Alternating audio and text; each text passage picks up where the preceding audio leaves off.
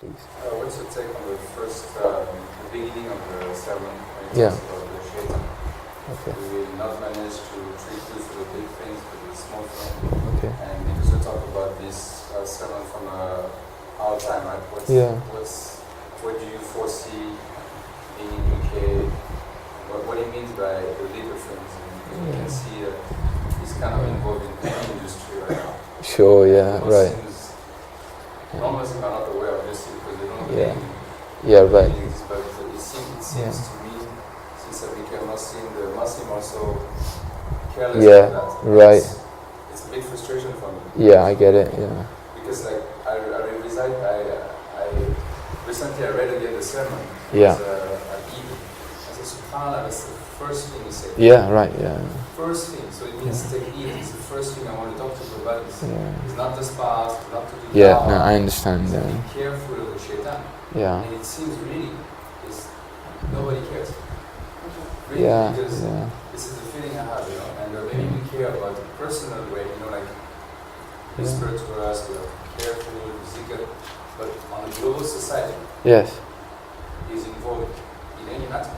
Yeah. So when we think about health, we think about crypto, or all the big things that are coming in our way, Sure. we have to understand that it's not foreign to those things. It's not foreign Yeah. to. So I wanted to know. No, I agree, and I think you're absolutely right. And I think an affirmation, and at least at very least an awareness, even if we're not, we're all at different stages in understanding the extent to the influence of the Shaytan on a global scale. That awareness is absolutely important.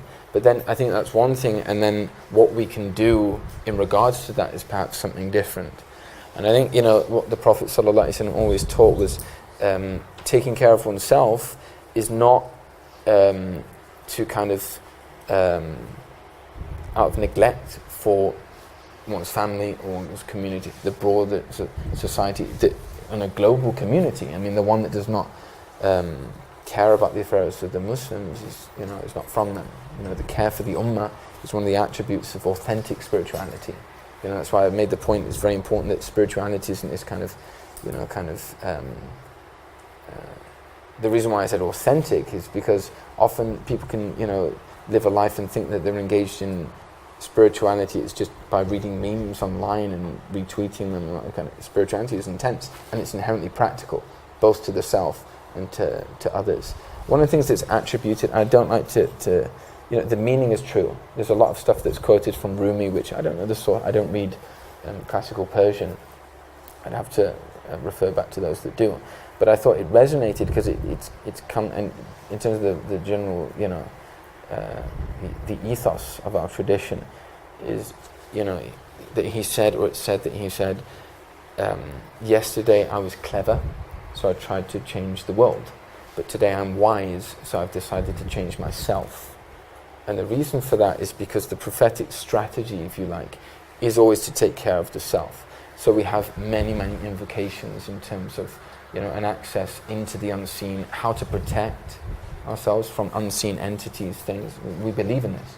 Other people might mock us, they might see this as something completely foreign and bizarre and weird, but this is the first kind of, benchmark of taqwa in the Quran, right? The opening of the Quran. Alif Lam Mim, ذَلِكَ الْكِتَابُ لَا رَيْبَ فِيهِ. Alif Lam Mim, this is a book in which there is no doubt. هُدًى لِلْمُتَّقِينَ, a guidance for people of taqwa. Not guidance necessarily for everyone.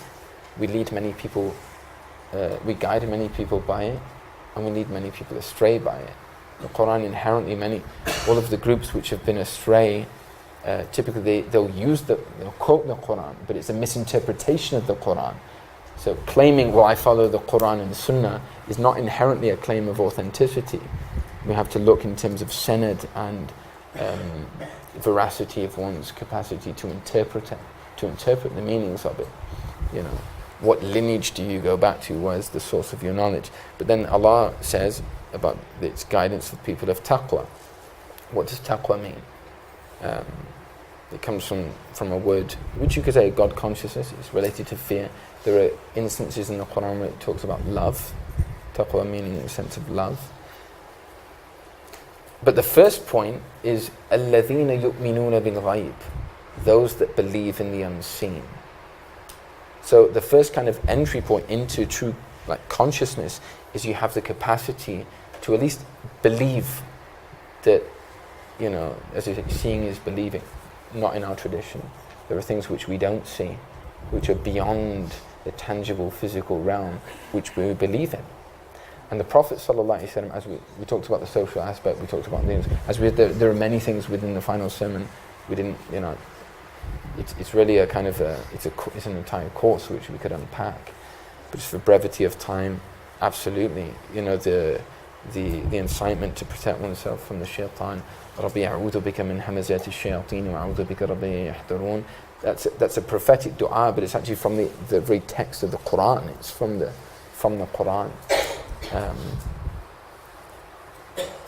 But it's also contextualizing in the sense of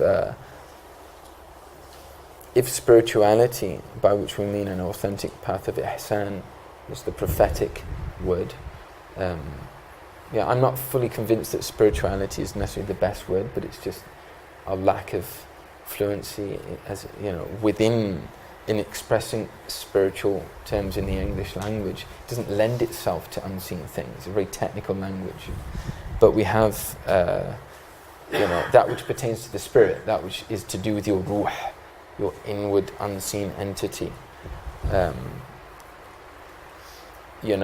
There is a principle also that the real problem that we're dealing with is not the shaitan. The shaitan is, as declared in the Quran, is actually weak.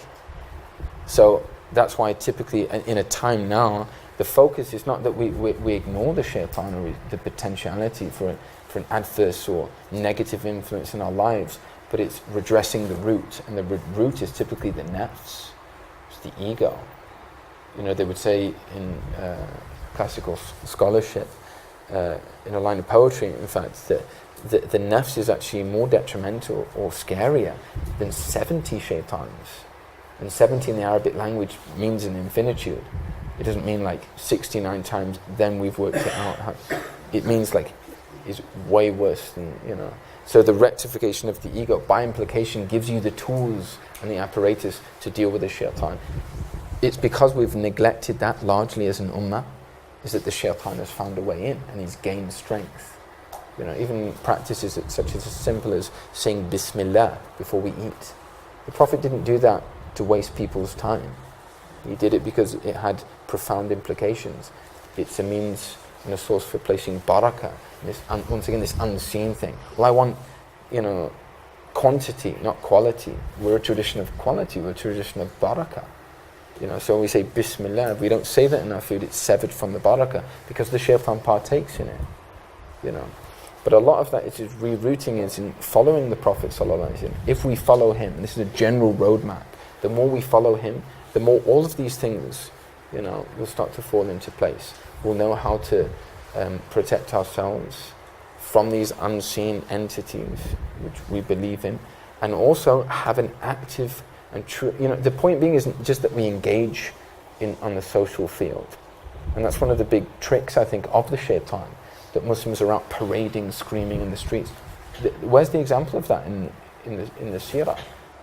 If our model is the Prophet Muhammad ﷺ, then we should be, expressing it through that way. And, we look to the root and not the fruit, and the root is always just to examine the self, and that's why we talked about the principle, the one that knows himself. Meaning gets yourself in check. If you're on the road, you'll know Allah, meaning that you'll be given all of these tools. The Prophet ﷺ, he didn't neglect a single thing. Everything which we need and require in our journey back to our source, لِيَعْرَفُونَ, to know, to be true conduits of worship, that we know our Creator, he gave to us, and it's there and it's preserved. One of the most profound things I heard about on that level is in relation to that, as you articulated, the shaitan's presence in media and in corporations and conglomerate kind of almost cartoon-like entities that we find. We're in a very strange world, pre-modern beings didn't have to deal with half of the issues that we're dealing with now. You know. But the source of that is, it was something very interesting. This person, he said that one of the greatest things, the greatest achievements of the Shaytan in our time is to convince people that he doesn't exist. You know. And you don't believe it. Of course they When I don't. was an only singer, but it was like Santa Claus. Yeah, it is. It's kind of like some irritating, but For yeah. him, I realized my way to Islam was when I realized he's real. Right. And he's out Yeah. to me, and he misguided me. Right. And I got Interesting. I Yeah. got pissed off, you know. Yeah, I get it. He Yeah. wasted 30 years of my life. Right. Yeah. And so Yeah, I that's get why it. like maybe I'm tuned to kind of try to understand what is. Yeah, what I is think it's meant to be. really fascinating. Yeah. And, Sure. people becomes Muslim from different ways, but me, Understood. I was Yeah. on broke, I was on sad. I get it. Yeah. Yeah. No, likewise. So Yeah. this is, Yeah. Likewise. I appreciate you sharing that experience. Jazakallah khair.